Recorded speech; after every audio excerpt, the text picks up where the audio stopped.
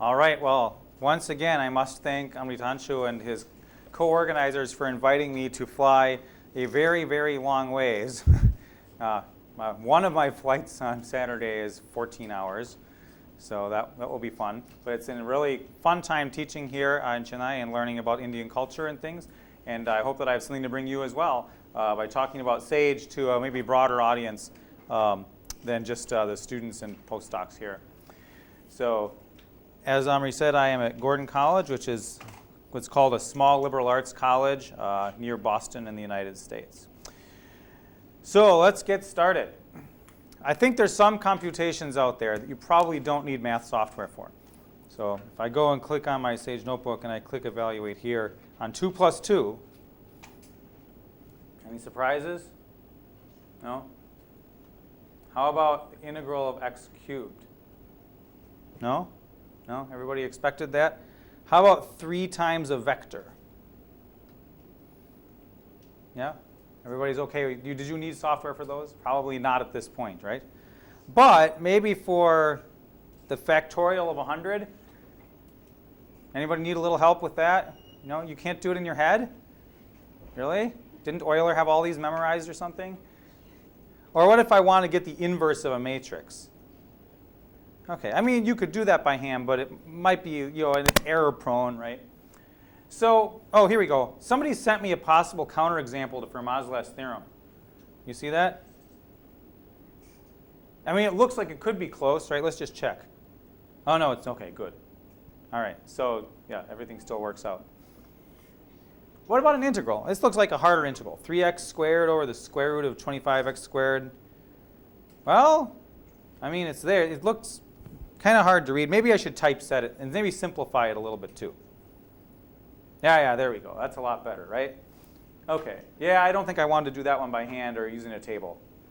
Or maybe I should just type it in my notes. Then I won't forget it, right? Just put it in my notes. Oh, wait. I think I needed a definite integral. Oh, I forgot. I needed a definite integral. There we go. Now I have my definite integral. Except that's still kind of complicated. I better do it numerical. There we go. And it gives me an error bound too. So here's the numerical approximation. Then I get this error bound. Minus 14th. That's not too bad. Except maybe I should visualize it. Let's see. Maybe I should also move my microphone. There we go. Oh, yeah, this is great, right? There's the integral, nicely shaded in. And then I can even tell you this is the integral. Great. 1 to 2, 3x squared. That's much better. Don't you agree? Oh, you have to tell me if you agree. Yes. All right, there we go. We need a little call and response here. So even if you haven't done stuff like this yourself, I think you all know that there are computer programs that can help you with this, right? And some of you may have something in a lab or on your laptop which can do those. Or then there's, of course, different web apps, right? And so here's a famous one that I think many of you have probably used at various times, assuming that the Wi-Fi is going to actually function now, which it looks like. But you can see from the title it's a well-known one. Yeah, well, good luck with the Wi-Fi. So hopefully all my internet thing, good thing I loaded them up ahead of time. But sometimes you might want to do something a little more complicated, okay? So maybe something like this. Let's see if I can. Yeah, here we go. I'll have to shrink it down so you can see the whole thing. Here we go. Newton's method. Okay? I have some cubic polynomial, and I want to demonstrate Newton's method. So maybe when I guess 0.5, why doesn't it go to the closer root? It goes all the way to 2. What's up with that? Now maybe I try 0.51. That's even closer. Still goes to the root 2. What about 0.52? Still goes to the root 2. 0.53. Well, looks like it didn't quite get there. Let me do a few more iterations. Oh, now it's approximated by the root 2. This is crazy. Shouldn't numbers closer to 1 go to the root 1? Wait a minute. Now it's going to the root 0. That sounds chaotic to me. OK, so now I can explore a little bit. What kind of dynamics go on with trying to find the roots of some polynomial? And I'm sure you're all familiar with this, Newton's method, although perhaps you haven't talked about it in a long time. But it's really fun to explore. Exactly where is that cutoff? Like what happens with 0.535? Oh, it still doesn't get there. So it's very interesting. Fun stuff. Then I can just change my cubic polynomial, and I get something completely different, right? In this case, I get something crazy because it goes so far out. Well, maybe there's something else you need to see. Maybe I need to see something from more than one viewpoint. Well, hopefully, yeah, there we go, great. So here's some kind of interesting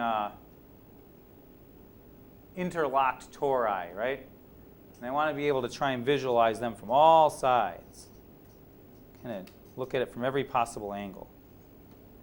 That's good, right? Yeah, now I can look at it from all the different sides. And if I'm very clever, I can even get a menu that lets me do even other things, but I might not be able to do it today because things never work when you want them to, right?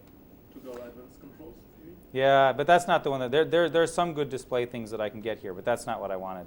There are some other ones too, but I can't remember if I have to right click or shift click or option click because the Mac has these different controls.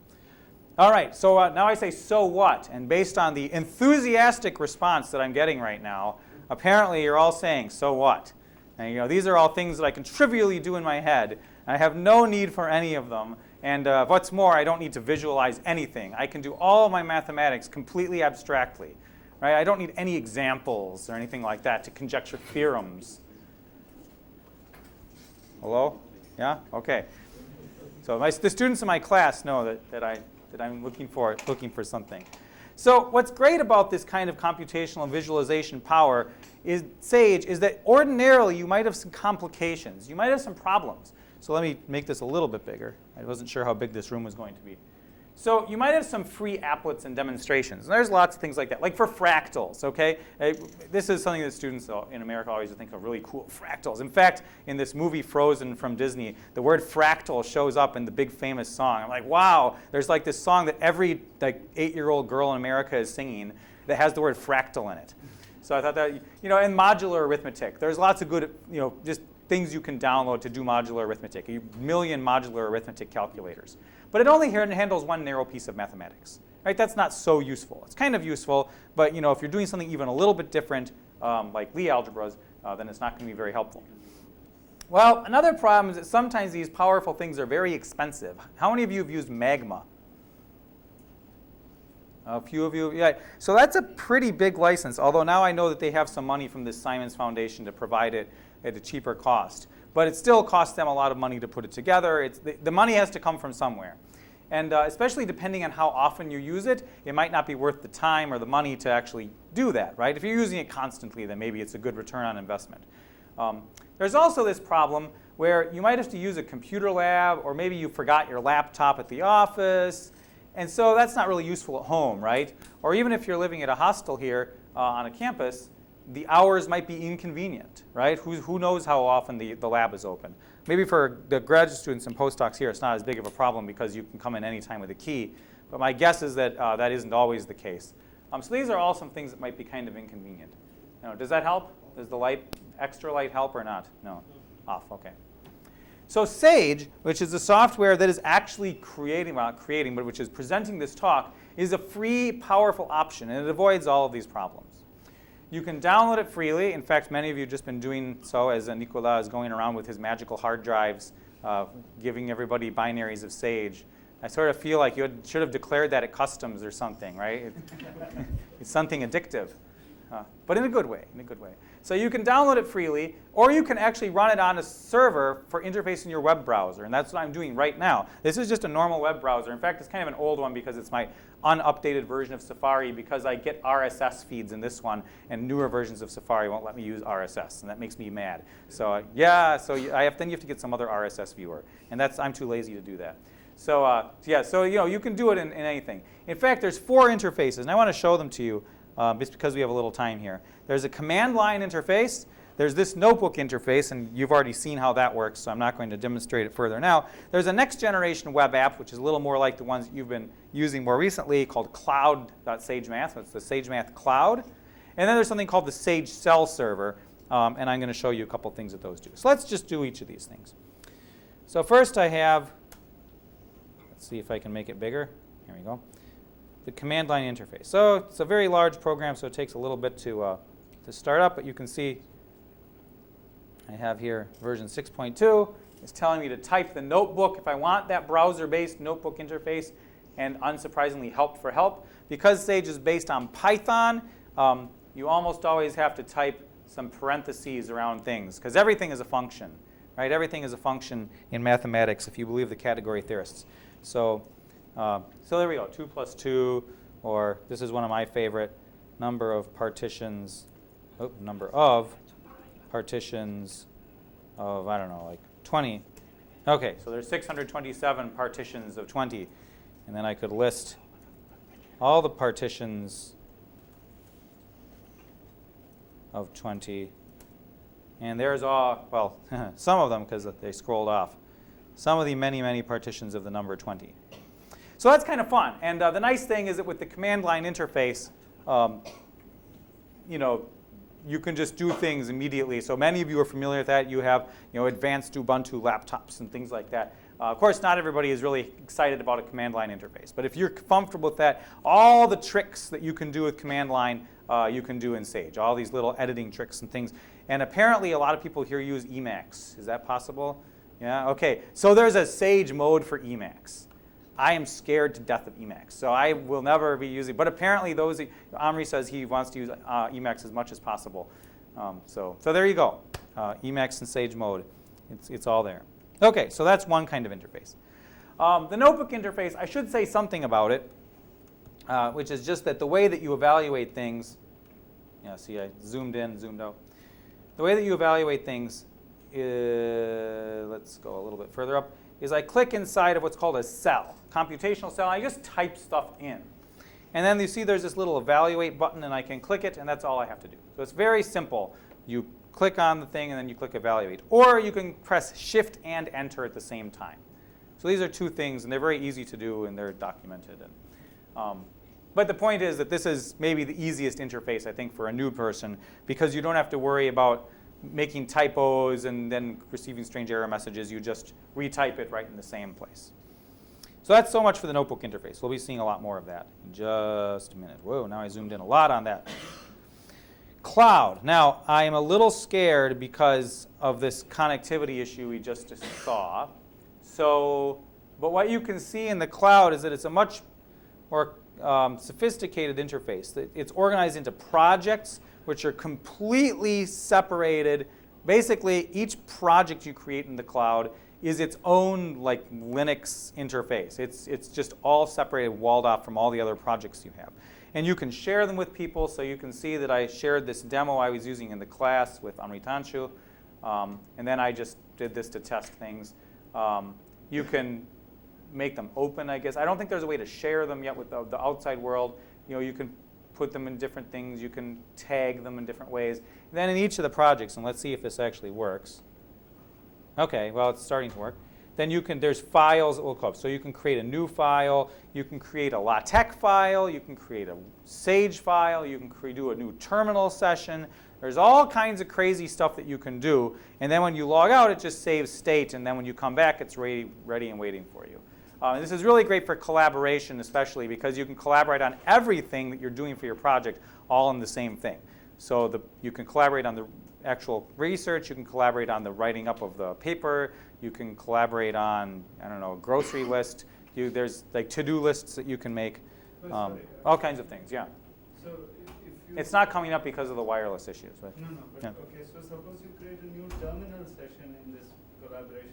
Yeah. But then I don't understand. I think what happens is it saves state. I don't think that it actually, it's just running continuously for days and days and days. So it saves the history? What do you mean saves? I think it might actually save like variable names and stuff. I'm not 100% sure because I haven't used that aspect because I don't need to. But you can find out really easily.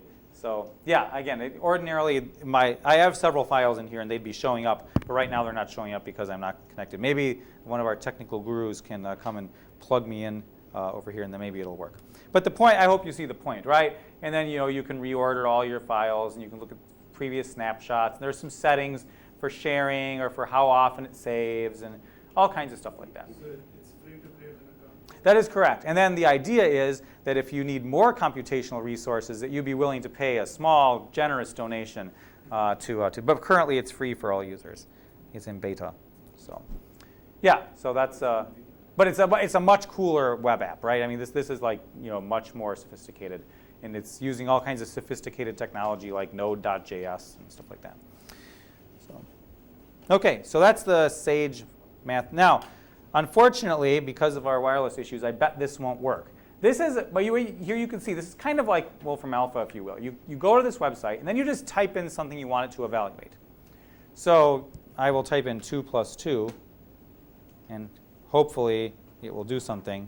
But it may not because, we may not be connected to the internet right now. And so the idea is then, you get an answer down here, and then you can type something fairly complicated. But what's really cool is this share. If I click on this share button, now it's not done because we're not connected to the internet, but there's these links, and I can actually share these links with anybody. And I can embed them in a web page, or I can send them in an email. And I said, hey, you wanted to know how many partitions the number 25 had. Well, here it's such and such, and here's the Sage link to prove it, right? So you can just send that to somebody. It's really very convenient. You can also even embed them in people's web pages. And I don't have examples of that right now, but if you go to, Amritanchu has a page like that. My homepage doesn't, but there's some lecture notes in number theory based off that there's a number of other people who, in fact, there's even people who've written blog posts that they don't know how to do anything with Sage other than just use it, and they've written blog posts, and then they embed a whole thing inside of their web page, and you just click evaluate, and then it does something for you. So it's really cool, but I can't show it to you now because I'm not on the internet. Oh, well. Oh, there's also these apps for Android and iPhone. So some of you, I bet, have a smartphone. And so here's the iTunes app. You can see there's some nice pictures. It's like all on you. And there's also the iPad version. They have some screenshots, but I'm not going to tempt fate by trying to go to that picture. And here's the Android. Oops, where's the Android app? Come on, there we go. Here's the Android app. And I don't have any devices, sorry. And you can see, again, there's some screenshots of this Android app. So yeah, so it's pretty cool. Right? You can do a lot of different things. And these things use the Sage cell server technology. So it does things kind of on a one-off basis. Hey, I want to do a calculation. I'll just pull it up on my phone. You can even compile Sage on Android devices, but I don't recommend trying to do it because they're not very big, and it would take many days to do so. OK. Have I demonstrated each of these 4 things to your satisfaction? I hope so. Kind of fun. OK. So let's stick with the notebook.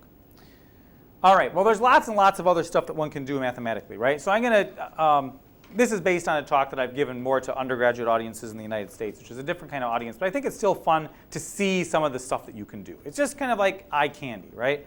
Who doesn't like eye candy? Maybe some people don't, but I like eye candy. So here I have this vector field. You don't know what eye candy? Oh, do I have to explain the concept of eye candy to Amritanchu? Oh, okay, yeah. Eye candy just means it's like candy. It's sweet and it's delectable and it goes down easy. So eye candy is like that for your eyes. And if you, this is beautiful, right? It's like this really cool vector field, right? Oh, patterns. Then, oh, complicated. And then back to, patterns and complicated. And so it's really, if you have 3D glasses, this looks even better. But apparently that wasn't in the conference budget. Trust me when I say that with 3D glasses, you can do some really cool stuff with these things. They're just coming at you, all these vectors. It's kind of a toy. But of course, if you actually want to visualize a vector field, this would be very useful, right? So this one is one of my favorites. What was the function? Oh, what was the function? X times cosine z minus y cosine z sine z. Okay. I mean, just something I picked. So this guy, I have to zoom back in a little more. This is one of my favorites. This interactive thing, and notice this is interactive. You'll see in a second. This encodes information about powers of numbers in prime power field. Well, just prime fields in this case. So here we have p equals 7. So what I claim is that each color represents a different number in z mod 7z. And this color is 1. Okay, so I know it looks like it's just labeled wrong because I was too lazy to get them to label right. But this is the 1 row. So 1 to the 0 power is 1 to the 0 power is 1.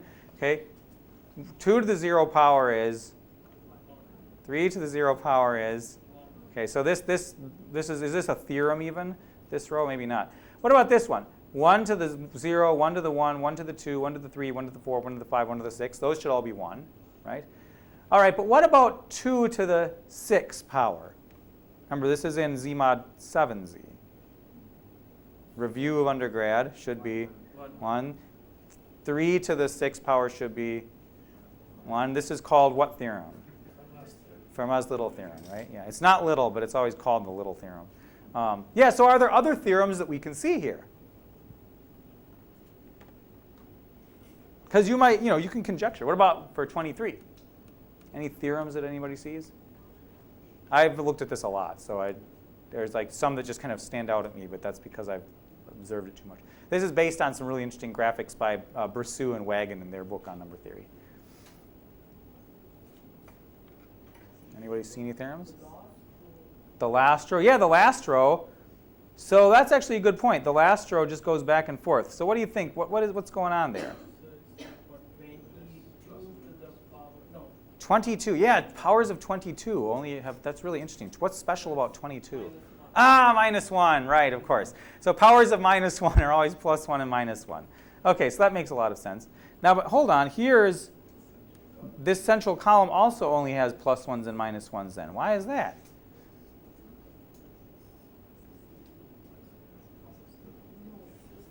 Yeah, discuss. Discuss with your neighbor.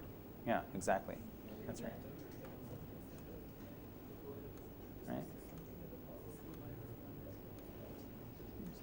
See, so if you take the p minus 1 over 2 power, it has to be plus or minus 1. So I call this the square root of Fermat's little theorem, which I think is a nice name for it. You can also see the theorem. It's harder to see with this many colors, the theorem that every prime number has a primitive root. So there's some row that has every color. But now you have to find out which row it is. Right? But not only that, but how do the primitive roots interact with each other? And we can see this a little more easily, with the 7. Okay, so we have 2 primitive roots, which is this row and this row. And so how do the 2 and the 4 or the 3 and the 5 interact? And so like 3 plus 5 equals 1. I don't know. And so there's all kinds of interesting little factoids that you can glean. Hopefully, maybe some more sophisticated ones. Now, of course, in this audience, these are all well-known facts. But imagine you'd never seen these things before. Instead of somebody just telling you this theorem, how cool to visualize it. And now imagine something that you're researching. Can you visualize it so that you can see new theorems? So I really like this example a lot for that reason. All right, well, now let's zoom back in so you can actually read what I'm doing. So, here's some numerical methods. I am not numerical at all. But I think it's still fun to see these 2 famous Chennai landmarks, compressed with very few eigenvalues in some linear algebra way. And then if I want to see them a little bit better, that's better. And so especially for the church, because there's lots of straight lines, you get a pretty good thing. The IMSC is a little harder to see, and of course it's the nighttime photo. I don't know why they became black and white. But now if I use quite a few more eigenvalues in this compression, actually it's hard to tell from where you're sitting probably which one is the real one and which one is the fake one. And of course these were originally JPEGs anyway, which is also a compression technique, although a more sophisticated one. So that's kind of an interesting little thing that you can do. And then this next guy, again, I have to kind of zoom out a little bit. This is a nice little interactive guy that takes a slope field, not a vector field, and then plots a solution to the differential equation implied by the slope field, depending on your initial conditions. And so I can get a different one. Maybe I can do a +2. Right. Whoop. Why didn't it like +2? Oh, right. Why didn't it like? I don't know why it didn't like +2. It's probably because of something dumb that I did. There we go. Okay. So and then you can see it also. I have it, automatically typeset the answer. It's a little hard to see because I had to zoom out a lot so you could see everything else. But you can see that I didn't do that. Like I just automatically did it. I can LaTeX things and mathematically type some just automatically. And that's really, really convenient in papers. Oh, I should have talked about SageTech. Maybe we'll talk about SageTech toward the end. So many cool things in so little time. So I'm joining several different types of computations together, right? A symbolic solution to the differential equation when I'm plotting the slope field and the solution numerically. And so it's all just kind of unified. And so that's the goal. No matter what you're doing, you can unify many different kinds of things. We'll see some more sophisticated examples in just a second. We can even do statistics. Probably nobody here cares about statistics. But anyway, so R is built into Sage. And if you've heard of R, you'll know it's very powerful. And here, just to get R, all I had to do is %R. And now I'm running R, full version of R. And I can download extra libraries. And I actually use this in my research because there's this guy who wants to know about some crazy voting method that he has to use what's called the median center. And the median center can only be computed approximately. There's no way to exactly compute this median center for multivariate situations. And so R happens to have the best open source version of this. In fact, the best version probably at all, because it's based on some paper from the 70s that has Fortran code directly inside of it. Yeah, and so I mean, it's amazing. I can just do that. And then I feed it back into Sage to do the algebraic stuff. Right? So it's really nice that I can do stuff like this. And then here's, this is just eye candy, pure eye candy, except it's very big. Yeah. See, isn't that pretty? Who wouldn't want to study mathematics after seeing that, right? Plus, it's proving a theorem about uniform continuity, right? I.e., continuous functions on a closed interval don't have to be uniformly continuous. We're going to get this discontinuous function when we're done. How sad. OK. Well, can it help with research? This is, I think, the question that you're all here to answer. In fact, Sage started purely as a research tool. It was almost a decade ago that William Stein, basically, he was using Magma and some other stuff. And he said, wait a minute. My students are not going to be able to afford to use the code that they write in graduate school. I mean, that's a simplification. But he had a year to do absolutely nothing, as often happens when you get these fancy postdocs. And so he just decided to start writing a new program from scratch. Not everybody has the talent to do that, but his background was such that he could do that. And that's what it started, software for algebra and geometry experimentation or exploration. That's how he started it. So he was doing research with L functions and things like that in modular forms. And then some guy came up to him at the joint mathematics meetings, who was David Joyner at the US Naval Academy, and said, hey, what are you working on? And he said, oh, I'm working on this thing to do this experimentation. He says, well, can it do calculus? He says, no, but I can make it do calculus. And so they put this other program, Maxima, and got it to talk to Sage. And then all of a sudden, Sage could do calculus. And then it could do graph theory. And then it could do groups. And all of a sudden, it can do all these things. But it started as this research thing. And so there's tons of cutting-edge mathematics in it. Now, the next thing is not cutting edge in the same way. I didn't use anything particularly exciting except getting permutations from Sage. But it's a tiny piece of something I wrote for a student of mine so that she could explore data to try and prove something. This is an undergraduate student. So she first disproved a conjecture of one of my colleagues elsewhere. And then she came up with a different conjecture, which she proved. And the paper appeared in Mathematical Social Sciences. So that's pretty good. Undergraduate gets the paper published. And here we go. So this is it. It's completely unintelligible to you, I'm sure. But nonetheless, this is a theorem, or a disproof of a conjecture anyway. So there we go. Or something like that. Maybe it's just a computation. Yeah, so fun stuff. We had a good time. Now, that doesn't look so impressive to you because you don't know anything about the connection between statistics and voting theory. But I think that you might know something about groups. Is that right? Graphs and groups? I hear that people here know something about those things. Can you give me an amen if you know about graphs and groups? Oh, see, nobody knows this. Wrong cultural context. No. So at least raise your hand if you... Graphs, groups, hello, anybody? Yeah, oh, I see some tentative hands going up there. Anna, you don't know about graphs or groups? No, okay. No, she knows about lots of other very useful things. So. Well, we'll start with these because I know more about these. So let's start by making a graph. Are we okay on the sound? Yeah, okay. So let's just make any old graph. Let's see. Yeah. Which vertices should I connect this graph, this edge to? Which vertices should I connect this one to? Let's call them 1, 2, 3. 2. Okay. Any others? Come on, shout it out. 3. Okay. We'll connect it just to 2 and 3. Okay. Should I make another vertex? Yes. Okay. I'm going to leave that vertex alone. And maybe I'll connect. Oh, look at this. I'm being clever and tricky. They're not. It's actually disconnected graph. Oh, no, now it's not. OK, so that's kind of silly. But now I'm going to do something that's not silly. I'm going to save it. And now you see that this actually changed. Here's the graph. And it even tells me where I positioned them. And now I'm going to get the chromatic polynomial of that graph. Maybe that's a little more impressive, huh? Right? I drew the graph. I didn't have to input it. That's amazing. Think of how many errors that you could make trying to input a graph with exactly the right edges and vertices. But drawing it somehow, humans can do that better. And then Sage just computes the chromatic polynomial. And of course, then if I want to go back up and compute a different graph, then I save it again. And I compute, and I get a different chromatic polynomial. Unsurprisingly, it's of 2 higher degree because there's 2 more vertices. Okay, so that's pretty cool. Anything you want to do in Sage with graphs, you can do by drawing the graph. And then Sage has tons and tons of graph theory stuff. So there's all kinds of great stuff, except the clique polynomial, apparently. We'll get to that in a second. Now, what Sage does is it combines a whole bunch of different components that are each kind of standards in its field. So here's a nice example of everything working together. So I'm going to show you haven't heard of all these programs probably.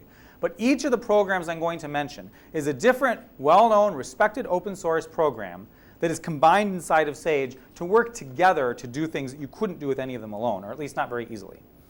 So first I'm going to create what's so-called tetrahedral graph. That's a tetrahedron as a graph. And that's in Network X, which is a project that started at Los Alamos National Laboratory in the United States, but now is just an open source project. So that's kind of inside of one component. Then I'm going to take the Cartesian product of that graph with itself. So that's going to use some Sage. Now I'm going to use something called matplotlib to plot it. The algorithm that Sage uses for plotting random graphs is it just kind of tries to spring the vertices away from each other as much as it can. But if I really cared about this, then I could set the actual positions. But I don't today, so I won't. All right, then I'm going to calculate the automorphism group of this graph. That's some native Sage code, but it's not Python, actually. It's a C backend. We'll talk about how to do that a little bit later in this talk. So I'm already using 4 different things. Now I'm going to use gap to calculate how many elements are in this symmetry group. So there's quite a few. It's a very symmetric graph. Okay? Most graphs are not this symmetric. Over 1,000 elements. Then Sage doesn't have P central series inside of it automatically. But if I convert things to gap, then I can have gap do that. We could, just nobody's wrapped it inside with a native Sage command. But it's still there. The gap process, oh, well, I guess there's not much of a P central series. Okay, well, that's good to know. Then I can use more compiled C code to get the chromatic polynomial. That's going to take a little while to compute. So bear with me. It is computing. It worked yesterday. So it's yeah, I mean, yeah, it's no, you can go back and count. Right? Yeah. Oh my goodness.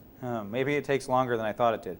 So you'll have to trust me. I hope I don't break it, because I did yesterday intentionally in the class. So maybe this is the thing that I did that broke it. But then I can take the derivative of this polynomial. That uses yet another program called Gynac, and then we modify it a little, call it Pynac, for symbolics. Then I can substitute it in. Here we go. Great. Finally finished. Now I can take the derivative. Now I'm going to substitute the derivative. You see why I took so. So here's the derivative, and I put in x equals 0. OK, the graph is connected, right? This is one way to verify that a graph is connected, is if this is non-zero. So it's perhaps a very tedious way to do so, but you might need to do that. And then I'm going to take the integral of that. Oh, wait, that's the original function, actually. What I need is integral of the poly. See, I can make that on the fly. I made a mistake in my talk. What does this mean? What does the integral of a chromatic polynomial mean? Anybody know? Yeah, me either. But there's this book, Quo Vadis Graph Theory, a source book for challenges and directions. And one of the things it asks is, can we interpret such things? The authors seem to believe that, yeah, there should be some interpretation for the integral of the chromatic polynomial and many other polynomials associated with graphs. Nobody knows. Right? Go. Fields medals for this time have already been awarded, but maybe you get the next one if you figure that out. Yeah, well, unless for those of us who are too old, it's too late. But some of you youngsters, you can do it. Right? OK, so there's lots of other great things about Sage I haven't mentioned yet. So I'm going to try and show you each of these things. I might do it, yeah, let's see. We don't have the internet, so that might be kind of a problem. So here's at least one thing I can do. There's this thing called tab completion. And let's see. Here we go. So it might be kind of annoying to try and guess. Yes? The bottom of the window is a bit low. Can you move it up? The bottom of the window is low? Yeah, I know. I can't. No, the short answer is, oh, wait, yeah, maybe I can. Sometimes it's hard to do that when it, sometimes it's hard to do that, but I guess I was successful because the projector kind of reshapes things. So you might want to try and do some mathematical thing. And you're not sure exactly what the command name is. So like maybe I want something Lie algebra related. And I see, oh, that's too bad. I don't really see anything. But there is this LIE. Wonder what that is. I can type question mark. Oops. And maybe it'll tell me something. Oh, it's an interface to the Lie interface. So I can do some Lie stuff. That's interesting. What was this other stuff I had with LI? Linear code. Ooh, yeah, codes. Code theory is great. From check matrix or from, do I want it from a vector space? All I'm typing is tab. Every time I have a guess at what I need, I have tab, and I just do it. So maybe I want it from a vector space, let's say. And then I'll type question mark. And question mark gives me all the documentation. So this is about codes over finite fields, right? And so here's some examples. I'm just going to steal these examples. I'm just going to steal them.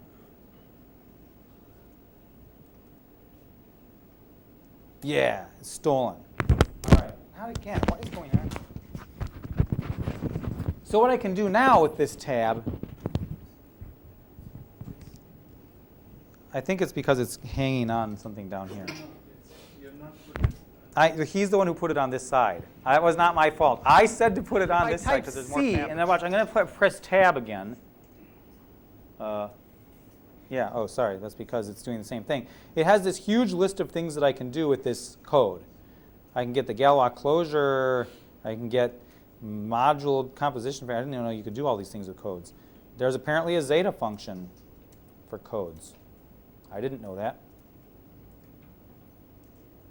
There it is. Okay. I mean, I don't know anything about coding theory, right? I know people who do it, but I don't know much about it. There it is. So this is really great. You can just find stuff out just by this tab completion. And you can talk to some of us during the actual Sage days here more about if you want to know more about how that works. You need internet connection. yes. Oh, internet would be great, yeah. But I don't want to stop giving the talk while you get me internet. But if you can plug me into a wired connection, is that possible? Thanks. So another thing you can do, and maybe we'll get a chance to see this for just a second, is make things happen. It's open source. So bug fixes and enhancements often happen very fast, and you can contribute. So let's see if we can actually do this now. Here's one place where this happens. This is the track of the Sage development. And if you look here, some crazy person wanted the clique polynomial of a graph. I don't know who that could be, but but here it is. It's just waiting for somebody to do, right? And so that's all you have to do. You get an account on here, and then there you go. Some crazy people also often contribute to Sage. Like this guy. I don't know why anybody would trust him, but now let's see if it actually works. Yeah, some guy, apparently has helped with a lot of stuff like this. Yeah, and this guy happens to be in the audience, right? So I don't know what Kanapan did on this one, but apparently he helped out with something with incidence structures. Do you like incidence structures, Kanapan? You do, okay. See, so there you go. I don't know anything about incidence structures, but I kind of know a little bit of what they look like. But yeah, so there you go, combinatorial designs. And so there's people who do this stuff. And so you just see that it goes through. And then there's the actual code too. Right? Here's the changes that people made. Here, adding all this stuff to do these projective designs. And so in this case, it wasn't a big change. It was mostly examples. Then here's the actual code. And of course, you can query for things. So I can, if I want to do more game theory, so this is something that I know something about and I'm interested in. There's some people in Wales right now who are doing some game theory. And so one thing we already got in, and then here's 2 different things that need review. But I've been too busy running this class for Amritanchu, so I haven't been able to review them yet. But it'll be great. You can solve games. And there are many, many people who are interested in doing solving of game theory stuff very quickly and in a bigger context. Or you might be interested in combinatorics in Sage. And so you can see there's lots and lots of different things that people are doing. Hopf algebras, monoids, quivers, root systems. Lots of people here know about root systems, cluster algebras. I mean, it just goes on and on and on. And you can see that there are lots of stuff has already happened too. Here's something that's going on right now. And Travis he should be arriving any minute now, I think. So he's one of the people leading integration of Lie algebra functionality. And lest you think, why is this taking so long? If you take a look at how many lines of code there were created for it, look at how slowly the thing on the right is moving as I scroll through this new code. So there's a lot. But once it's in, you will have Lie algebras in Sage and a lot of stuff about them too, not just like basics. Like all this stuff will be in it. That's a lot of stuff, right? A lot of good Lie algebra stuff. So I think that's really cool because it'd be nice to be able to compute easily and not make dumb mistakes. Okay, another thing, and I won't show you all this. It's a combination of research level quality new code. Okay, so that's some of what you just saw with Lie algebra. But there's also these well-regarded programs. Maxima has been around for 50 years in one form or another. GAP, many of you have probably heard of or used yourselves. Paris, if you're in number theory, this is just this thing that everybody uses. I guess Paris is the interpreter and GP is or maybe it's the other way around. And here's Travis himself. We were just showing the Lie algebra stuff and suggesting that it should get in Sage now. He just flew in right now. I demand the first thing you do. And then, of course, we already saw R. So the point is that a gigantic range of functionality comes out of the box. Right? It's not just the new stuff. Anything that any of these programs can do, you can do in Sage, and most of them you can move back and forth. Although one of the students here and we were just seeing how there was one thing that he wanted to do in SymPy, which is yet another thing that's in here, and that we couldn't move that back to Sage yet. But most things you can. It's really powerful. And that's the whole thing. It's integrated. You can use Python, so it's a powerful but easy to learn programming language. Anything you want to do with LaTeX, you can do it. There's also, you can integrate it with proprietary programs. If you have Mathematica or Magma and you have a valid license for them, you can actually put things back and forth. That's particularly useful if you're confirming computations, right? You really shouldn't ever take any computer program's output, just for granted, right? It's good to confirm things because there could have been gamma rays, or more seriously, there could be some bug, right, in the proprietary program or the open source program. And you want to make sure that you understand that. So many of you have already now downloaded it. And so here you go. If you want to download it again, you can go to sagemath.org. And now we're back on the internet. I'll show you that. This is kind of the hub of where to find everything about Sage. So documentation, try it online, feature tour, stuff like that. You can donate. There's also the cloud, and so now that we're back online, let's go to the cloud again, and let's see if I can get back. There we go. So now you see that I had this demo worksheet, and if I wanted to, I could add another file. And I could take a Sage worksheet, an IPython notebook, which is a little different, a file of just some random kind, and I can do a LaTeX document. I can get a new terminal. So there's lots of stuff that I could do. That's pretty fun. And then on campus, there's this Citron server, which is one of the many things. Oh yeah, now that I have this, let's try this again. Whoops. I don't know what that was, but I hope it wasn't important. Citron, where are you? There we go. This is actually just on campus here at the Institute, but that's a nice way if you didn't get Sage installed yet.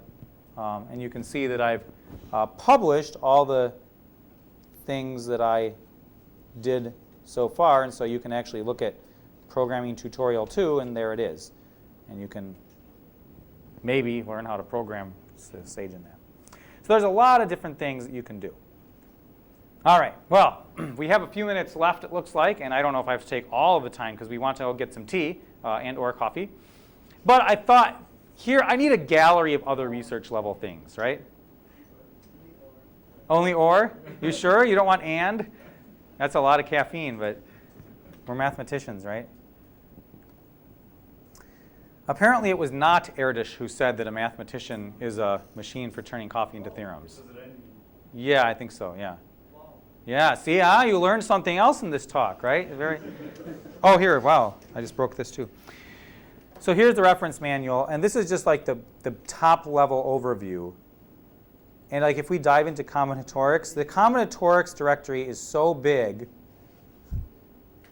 that even, I mean, look at all this, the Kazhdan-Lustig polynomials, the Brown sequences, even the unsorted thing is huge, which includes this one thing, which really probably should I'm not somebody who does this stuff, so I wasn't thinking about it.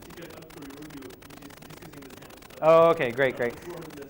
Yeah. So you can see there's just all kinds of. So the reference manual is ginormous, as we like to say now in the United States. But let's do some other stuff. So here's a nice little thing that I like to show my students in number theory. Yeah, everything okay? I don't know what happened. Yeah, so there's supposed to be another one where you can see, I'm sorry it's not here, and I can show you places on the internet where I can show it. And it's just beautiful how it's not always as close as the red line, but it tracks the actual, step function behavior of the prime counting function. It's beautiful. And you can do this in Sage, right? You can show it. Of course, if you have some other L function you want to do something else with, then you can try that too. So this is just wonderful stuff. I'm really, really sorry I couldn't show it because I really wanted to. Now, here's a result from the last couple of years that's connected to work that William Stein, the founder of Sage, is doing, as well as Ramanujan, which I have to mention because we're in Madras, right? I mean, Chennai. But at the time, of course, it was called Madras. And this is this theorem that if you write n as a sum of 12 squares, okay, so how many ways can you write n as a sum of 12 squares? And then you have the order and the sign matter. Then it's like the error, if you will, is asymptotic to this formula, which is just a circle, semicircle. And so you can visualize this. And so, if I distribute it up further, it's not so good. But if I start going up to a bigger number, all of a sudden it's looking a lot like this distribution. And so this distribution eventually, is going to look almost the same. So this version of this is part of what's called the Sato-Tate conjecture. And it was proved not too long ago. And so this is connected to the tau function. And I found this is related. This is the sum of 24 squared. So see, it's basically exactly the same graph. Yeah, that's pretty cool. Okay. Now there's other stuff that you can do. And I'm just going to keep going until we're done, even though I have no idea what horrible things I'm doing in terms of the internet here, or my sound. So here we have, I have something else I was going to talk about. So this Cython, what is this Cython? So there's actually some really good tutorials that Sage Commandline people have that aren't getting the official documentation. And so I actually just stole this directly from one of them. And this shows you how, if you're working with Sage, don't worry about Python being an interpreted language. It's slow. Some naysayers will say, like, well, if you don't write it in C or some compiler language, it's not even worth doing. But that's really not true. So here is a function that is way slower than Sage's actual implementation of the first n times. But it's there. And you don't have to know much about the code. And if I do it and I time it, here's how long it takes to get the first 5,000 prime. Okay? So about 2 seconds, which is not bad by 1980 standards or something, I suppose. But maybe we can do a little better. So there's this other thing I can do. But take a look at this. I put this percent Python. And then I do something that's almost the same as Python code. It really looks almost the same as the other one. There's just a few things that are different. In fact, yeah, I think almost nothing here is really that Python-esque. And yet, if I time this, it's 0.45 seconds. So I've done nothing other than that. And the reason is because all of these white things are completely C. They're as fast as possible. So now if I turn this list into a C array, or if I did some things to, like if I made this n be an int instead of a Python int, it would be even faster. I'm not going to do more. You can go read the tutorial. But this is, I did basically nothing, and I got 4 times speed up. That's not computational complexity serious. So I hope that that's kind of impressive, right? For a lot less work, you can get enough speed up, because most of the work when you're doing math is not the time you let it run. Right? Let's say you let a program run for 5 days. Can you prove a theorem in 5 days? Really? That's impressive. It takes me a little longer. If you get lucky. Well, what else can you do? Now, here's a really long example, and I'm just going to go straight to the link. This is one. It's a translation of a document that the Sage ComNet people did, and I believe one of the august members of the audience originally wrote in French. And what they do is they just show you how to use power series and combinatorics together. Sometimes we thought that this would be of interest to the crowd, so I found this example. And it was so good that I didn't really see any need for me to write my own. It's kind of long, though, so I won't go through all the way through it. But here we have this idea of a complete binary tree. So whatever we think a complete binary tree is, that's what it is. And so you don't worry about these graphs. There's some explanation. And then what they can start doing is actually looking at, we can come up with this recurrence relation that tells me something about how they might be interacting with each other. And then what I can do, so I'll do these guys, and I can start getting the Taylor series. No, I went too fast.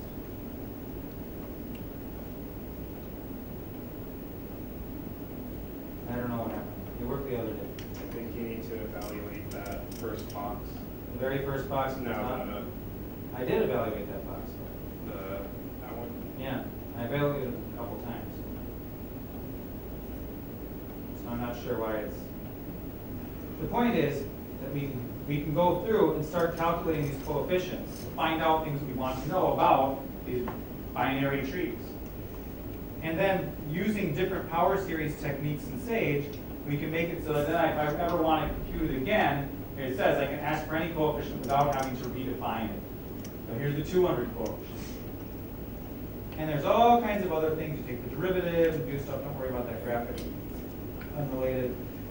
And then you can actually use that to discover, now that I just instead of doing computations by hand, I check this successive quotient and I realize that these must be related to the Cadillac. So it's really cool, and I won't say any more about it. I'll just say you can do stuff that combines all these things in Sage. It's really awesome.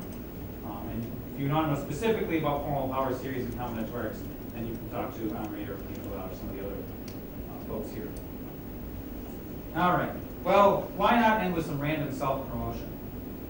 So this is something, believe it or not, this graph has applications in social choice theory, which is what I do. It's usually considered a sub-branch of economics. You can think of it as, it's the orders that people are voting on different things. What's your preference? So the reason I want to show you this is just because it's like this is something that isn't built in. Right? It's just something that I needed, and I couldn't really do it by hand. It was just too big. These graphs on all the permutations of 1, 2, 3, 4, 5. So first I plot my graph. Here it is. What did I need? I needed a certain representation. I needed to decompose that in terms of irreducible representations. So I get the automorphism. I print out the character table. Yikes. Uh-oh. What's that? And now what I'm going to do is I'm going to get the irreducible characters, I'm going to get a conjugacy class representative for each conjugacy class, and then I'm going to take a look at the ones that I actually want, and then for each of the characters that I'm actually looking at here, which is the characters, irreducible characters, I'm going to add them to my list if they are what I need, and then I use this formula for how much of a representation is with each, how much of an irreducible representation is each representation, and I print out. And look, it's just like appearing like magic.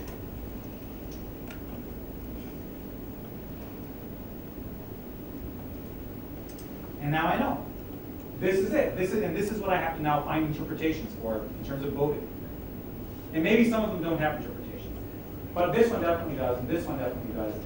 And I'm pretty sure that these two do. These two, I don't know how the square root of 2 voters makes sense, so I'm not sure about that. Yeah, I mean, so it's just amazing. I think it's magic, and I hope you will enjoy similarly magical experiences